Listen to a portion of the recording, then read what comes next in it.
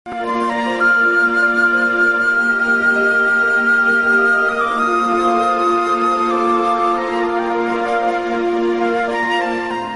Welcome back. हम बात कर रहे हैं पाकिस्तान में इन्वेस्टमेंट के बारे में। पाकिस्तान में इन्वेस्टमेंट की जाए या ना की जाए, क्यों ना की जाए और क्यों की जाए। हसन मुबीन कुरैशी साहब हमें बहुत ज़बरदस्त रीज़न बता रहे हैं कि क्यों पाकिस्तान में इन्वेस्टमेंट की जाए। ये बता रहे हैं कि स्टॉक एक्सचेंज में जो रिटर्न यहाँ है और जो अप्रिसिएशन यहाँ हुई है पिछले 10 साल में, दुनिया में कहीं नहीं हुई है। इसी तरह रियल इस्टेट में भी पिछले 20-30 साल में जो यहाँ पे ग्रोथ हुई है, ऐसी ग्रोथ दुनिया में कहीं नहीं हुई है। मेरे जी हाँ, बात को कंटिन्यू करता हूँ। मेरे हिसाब से load shedding is the economic opportunity. हाँ, लोड शेडिंग शोर मचा के टीवी के सामने आपसे कह रहे हैं कि there is an opportunity, please come, क्योंकि how you determine the viability of a thing कि उसकी चीज बिक जाएगी। देखें, रिसेशन है आजकल बहुत ज्यादा, इतनी बैड इकोनॉमी पाकिस्तान की है, उसके बावजूद एनर्जी की डिमांड है। तो आप उस वक्त का ख्याल करें जब गुड इकोनॉमी होगी तो उस वक्त एनर्जी की डिमांड कितनी होगी। तो एनर्जी सेक्टर में ही अगर सिर्फ यहाँ पे इन्वेस्टमेंट की जाए तो आप ही मुख्तलिफ चैनल्स पे आप बहुत बात करते रहे थर कोल के बारे में, एनर्जी के बारे में। देखिए, खाली हम डिजायर करें कि एनर्जी आ जाए तो नहीं आ जाएगी, लेकिन आप ही बताते रहे कि विंड से कितनी एनर्जी पैदा हो सकती है इस मुल्क में, और अल्टरनेटिव एनर्जी कोल से कितनी। और बिल्कुल ये दोनों इलाके जो है, सिंध जो कि मेन इंडस्ट्रियल एरिया पाकिस्तान का, उसके बिल्कुल करीब है, उसके बारे में थोड़ी सी रोशनी डालें। वहाँ कितनी इन्वेस्टमेंट की अपॉर्चुनिटी और कितनी उससे चीज बन सकती है। लेकिन थर कोल पे पिछले 2 साल से हम ओवरसीज पाकिस्तानी इसके फोरम पे इंजीनियर्स पे कहते रहे हैं, इंजीनियर्स फोरम पे हमने काफी, और चैम्बर में भी बातचीत की काफी, मैं उनकी कमेटी में भी था, थर कोल भी हम लोग गए। तो उसका नतीजा ये निकला है कि MOU साइन हो गया है। सिंध गवर्नमेंट ने एक एंग्रो से साइन किया है। जी हाँ, वो डॉक्टर समर मुबारकन के अंडर भी एक काम हो रहा है जिसको कोल बेड मीथेन का प्रोसेस है नया जर्मनी से। डायरेक्टली मीथेन से गैस, जी हाँ, डायरेक्ट आपको कोल निकालने की जरूरत नहीं है, अंडरग्राउंड ही डायरेक्ट वो गैस निकाल के वहां से और उसको as a power utility use करेंगे उसमें ना। तो कितनी पोटेंशियल है उसके अंदर। अब क्या उससे पाकिस्तान के ग्रोइंग, अगर जैसे आप कह रहे हैं कि आगे चल के तो बहुत ज्यादा ग्रोथ होनी है। जी जी, अभी तो है शॉर्टेज 4000 की।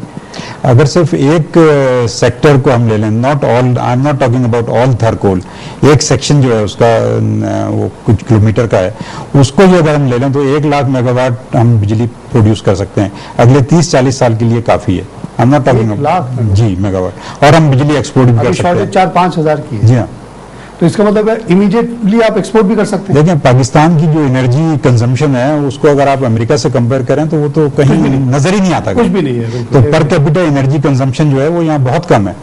अगर आप अमेरिका से या किसी भी डेवलप्ड कंट्री से आप कंपेयर करें तो बहुत ज्यादा एनर्जी की फील्ड में ही यहाँ पे रिक्वायरमेंट है। Wind energy, how much we can produce, जो कहते हैं ना आपके जो विंड एनर्जी के बारे में मैं पहले भी बात की मैंने। अनफॉर्चुनेटली हुआ ये कि जब पाकिस्तान ने इसमें कदम रखा तो उनके ऑर्डर से ऑलरेडी जो विंड टर्बाइंस 3-4 दुनिया में कंपनीज हैं, दे आर मेकिंग ओनली, तो वो ऑलरेडी ओवरबुक थे। तो अगले 2-3 साल यहाँ पे कोई टर्बाइन आपने देखा जो ऑल्टरनेटिव वालों ने लगाया था, जी हाँ, वो भी जी हाँ, ऑल्टरनेटिव एनर्जी बोर्ड ने काफी कोशिश की। ये टर्बाइन अगर इतनी अच्छी चीज है और इतनी डिमांड, उसको हम लोग या दूसरे लोग क्यों नहीं बना सकते? इंडिया क्यों नहीं बना सकता? बना सकते हैं। उसके अंदर बहुत बड़ी वो चीज है। ये विंड टर्बाइंस हमारे कुछ दोस्तों ने तो अपने फॉर्म्स पे लगाई हुई, छोटे पैमाने पे लोकली मेड टर्बाइंस हैं, वो उससे पानी निकाल रहे हैं, कोई थोड़ी बहुत बिजली पैदा कर रहा है छोटी टर्बाइन लगा के। तो एक्चुअली टेक्नोलॉजी ट्रांसफर की बात होनी चाहिए, जैसे कि इंडिया जो है वो टेक्नोलॉजी ट्रांसफर करता है। इंडिया जो खरीदता नहीं है कोई भी चीज, वो कहता है आप यहाँ बनाए लाके। अच्छा, जी हाँ, तो अगर पाकिस्तान उन लाइंस पे काम करे तो विंड एनर्जी तो यहाँ पे पूरा कॉरिडोर है। कितना इसके अंदर पोटेंशियल है? इसमें एग्जैक्ट तो जब वो विंड टर्बाइंस लगेंगे, वो पूरी कैलकुलेशंस हो तो फिर पता पड़ेगा, लेकिन it's more than enough. Amanullah Bashar साहब इकोनॉमिस्ट हैं और ये पाकिस्तान एंड गल्फ इकोनॉमिस्ट के एग्जीक्यूटिव एडिटर हैं। जी जी, वो हमारे प्रोग्राम में कह के गए हैं कि 44,000 मेगावाट जी जी उनकी होगी कोई कैलकुलेशन उनके आने की। और ये तो जाहिर है कि परपिचुअल है, अनलाइक कोल तो खत्म है। अच्छा, 1 लाख अगर प्रोड्यूस करें कितने साल तक चलेगा ये बनता रहेगा?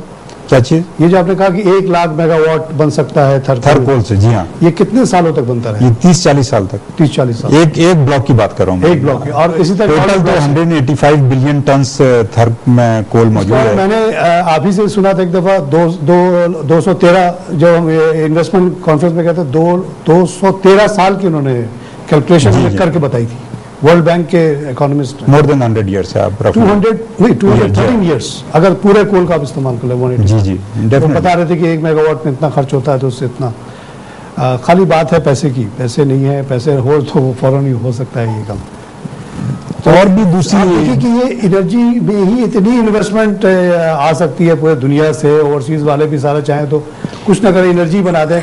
मैं तो कहता हूँ घूम रहे हैं रोटियों के ऊपर। तारे साहब, नोकिया फोन है, नोकिया मोबाइल फोन है, इसका जो टर्नओवर है, आप अगर उसकी कंपनी का देखें आप बैलेंस शीट, तो वो कहीं पाकिस्तान से ज्यादा है।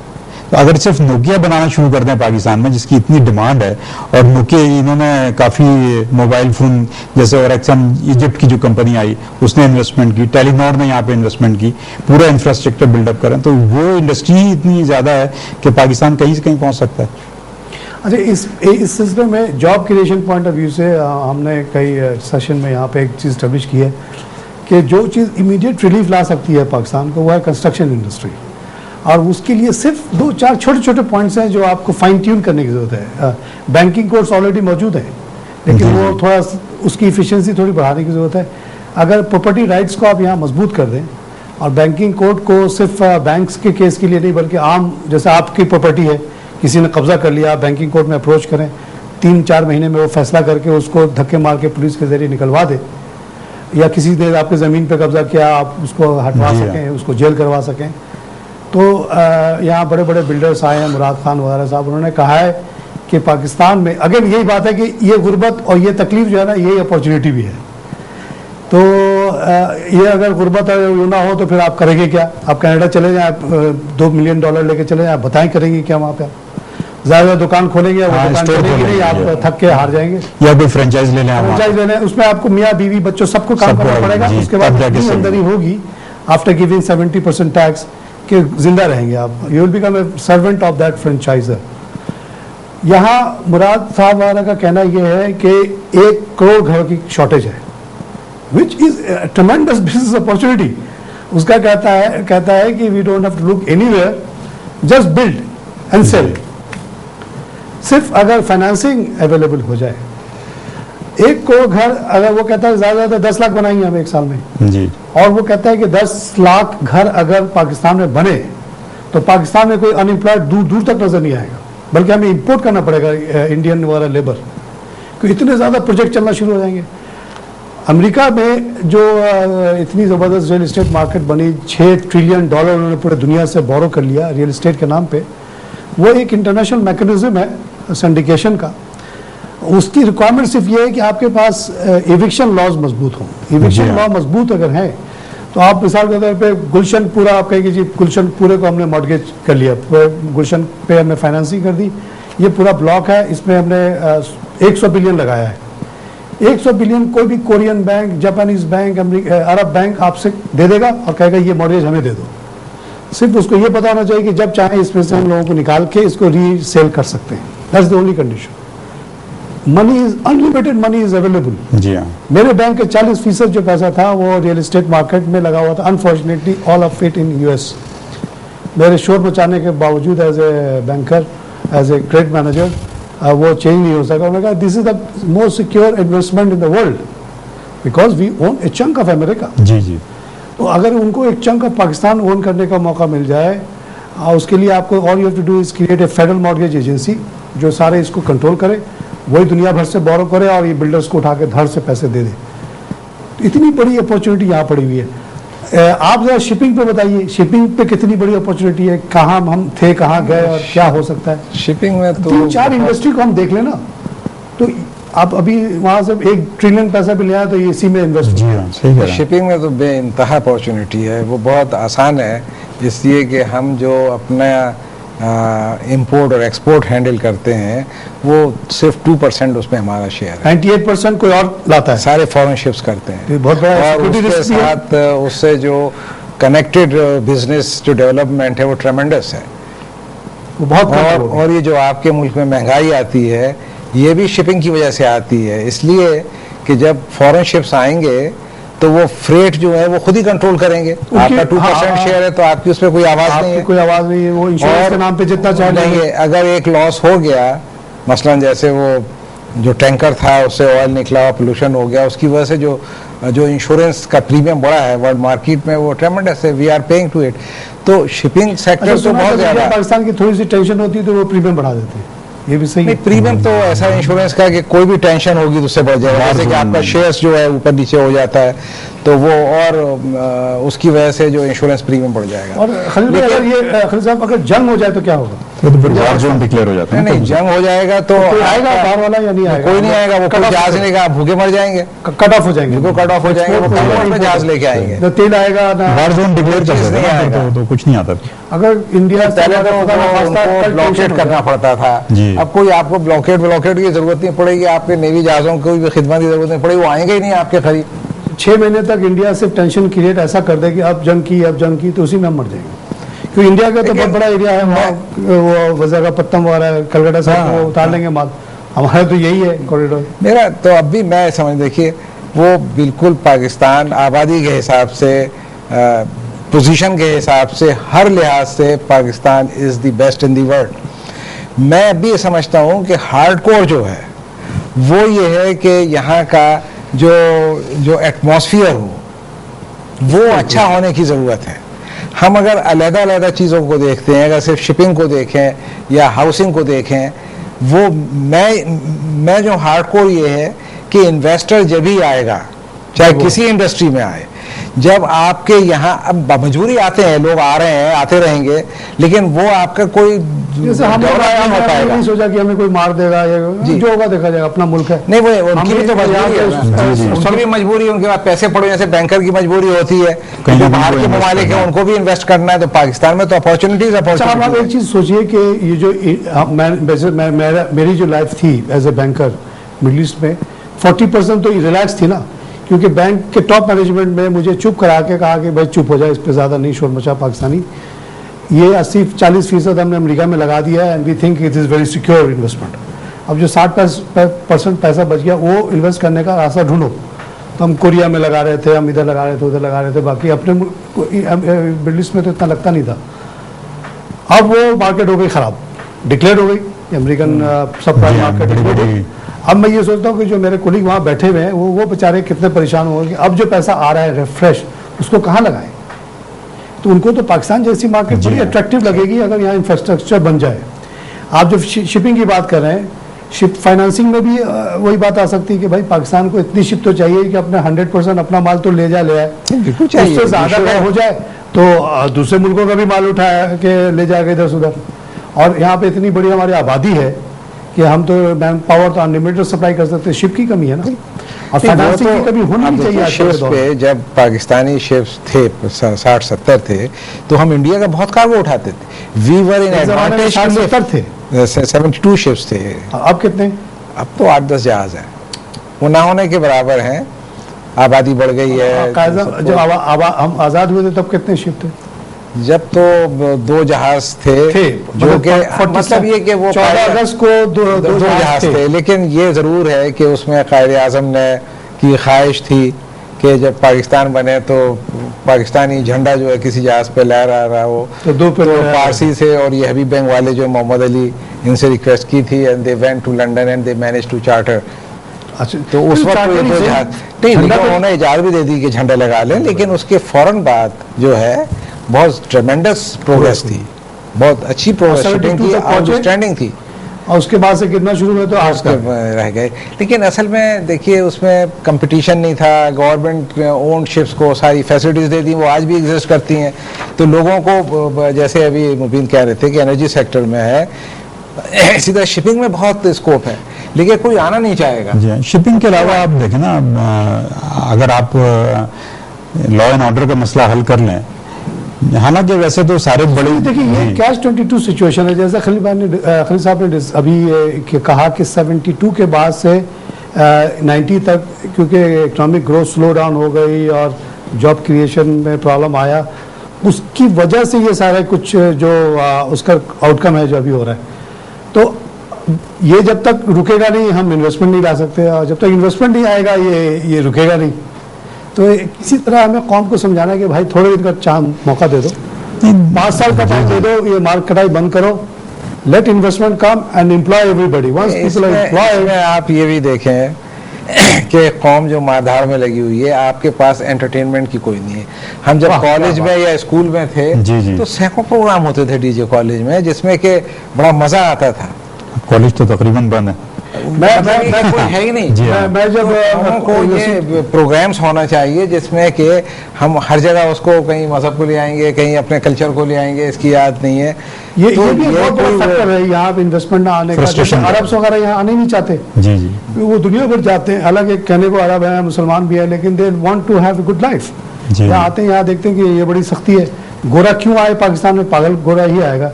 जब मैं ABN AMRO में था, यकीन मानिए, it was a struggle to find a good Dutch man who agreed to come to Pakistan.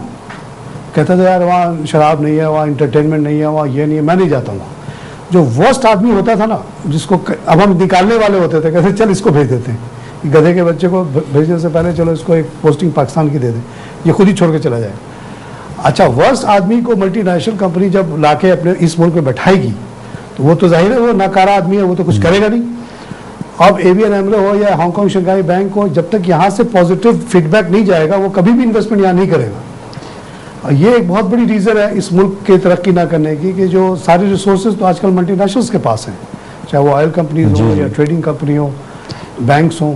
यहाँ वर्स्ट लोग आते हैं, वर्स्ट टाइप के रिपोर्ट्स भेजते हैं, वो कहते हैं कि यार हम 3 साल किसी तरह गुजारे, यहाँ से चले जाएं। लेकिन बहुत बड़ा फैक्टर है।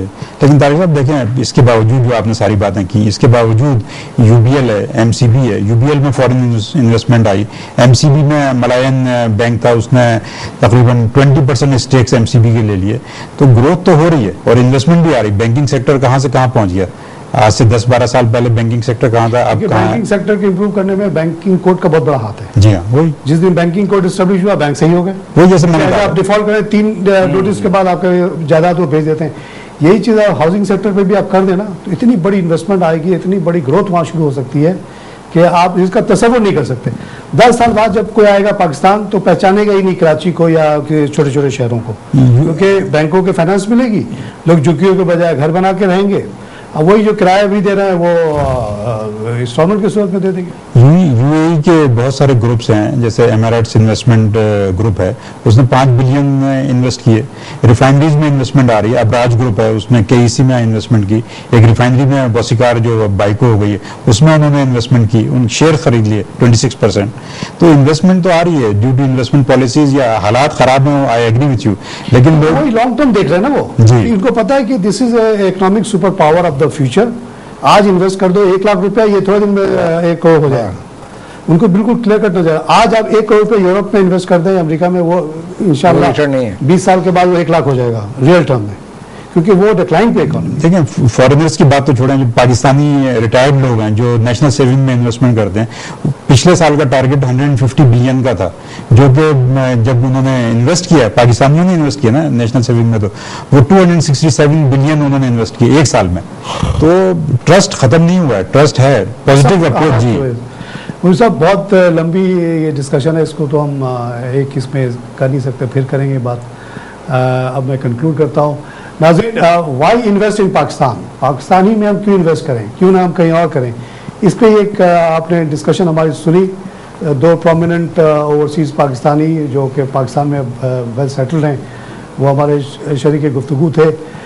जो बात सामने निकल के आई है वो ये है कि किसी मुल्क में इन्वेस्टमेंट करने से पहले आपको एज ए इंडिविजुअल भी, जिन लोगों ने मिसाल के तौर पे 80s में ये फैसला किया कि वो पाकिस्तान में इन्वेस्टमेंट करेंगे, उन्होंने मिसाल के तौर पे एक शादी हॉल खरीद लिया 3-4 लाख रुपए का, आज वो 16-17 करोड़ की चीज़ हो गई है। जिन लोगों ने 90s में स्टॉक एक्सचेंज पाकिस्तान में 1,000 लगाया, वो गिर पड़ के भी आज 10,500 पे खड़ा है। जिसने ये सही डिसीजन लिया उसकी ज़िंदगी अच्छी हो गई, जिसने पाकिस्तान को खैरबाद कहा, और एक मैच्योर्ड इकोनॉमी जहाँ के रिटर्न्स आर बिल्कुल determined and they don't increase much like Canada है या स्टेट्स हैं, 5.5-6% का आपको रिटर्न मिलता है। डिपॉजिट पे रखें तो आप 3.5 मिलेगा। कोई भी कारोबार करेंगे तो उसका जो नेट रिजल्ट आएगा वो 5.5-6% आएगा। घर में आप लगाएंगे, पहले 5.5-6% का ग्रोथ था, वो अब नेगेटिव चला गया, 50% गिर गए। पाकिस्तान में किसी फ्लैट, किसी घर का कीमत गिरी नहीं है, ठीक है, थोड़ा स्लो डाउन होता है, फिर से बढ़ना शुरू हो जाता है। हाउस बिल्डिंग का डाटा आप देखें, उन्होंने जिस घरों पे 1 लाख 1.5 लाख रुपए का कर्जा दिया था, जिसकी वैल्यू 2.5 लाख रुपए थी, वो आज वो नीलाम करते हैं तो उनको 10-10 लाख रुपए मिलते हैं। अपना लोन सेटल करने के बाद भी 80-90% जो है ना वो बच जाता है जो एक्चुअल लोन वाले पर। ऐसी सिचुएशन वेस्ट में नहीं है। वहाँ तो ये हो रहा है कि लोग अपने घर छोड़ छोड़ के भाग रहे हैं, क्योंकि अगर 1 लाख का कर्जा है तो घर की कीमत 50,000 हो गई है, इसका तो उनको पॉकेट से देना पड़ेगा, वो छोड़ के भाग जाते हैं। तो हमारा कंक्लूजन ये है, और उसमें एक अहम बात समझने की ये है कि इंडिया, जिसको सोने की चिड़िया कहा जाता था, दरअसल सोने की चिड़िया नहीं थी, ये हीरे की चिड़िया थी। चाइना भी हीरे की चिड़िया थी, इंडोनेशिया भी हीरे की चिड़िया थी। इस पे कॉलोनाइजेशन के प्रोसेस में इतनी ज़बरदस्त एक्सप्लॉयटेशन हुई कि ये मुल्कों को एकदम ही गरीब करके चले गए। इनका मजाक वही लोग उड़ाते हैं जो यहाँ खुद आए लूटने के लिए और यहाँ से लूट के ले गए। जो चीज़ जैसी होती है उसको कोई बदल नहीं सकता। ये हिमालय पहाड़ जहाँ से पानी रस रस के चाइना में भी आ रहा है, थाईलैंड पे भी जा रहा है और पाकिस्तान में भी आ रहा है, ये पता नहीं कब से ये पानी दे रहा है और कब तक देता रहेगा। ये सबसे बड़ी फैक्टर है इस इलाके की कामयाबी की। ये आपको साइबेरिया की सर्दी से ही बचाता है और रेगुलर बेसिस पे पानी भी सप्लाई करता है। यहाँ बारिशें भी ज़्यादा होती हैं, तो ये इलाका है ही कुदरती तौर पे अच्छा रहने के लिए भी। थोड़े से खा के, थोड़े से कपड़े पहन के इंसान जिंदा रह सकता है।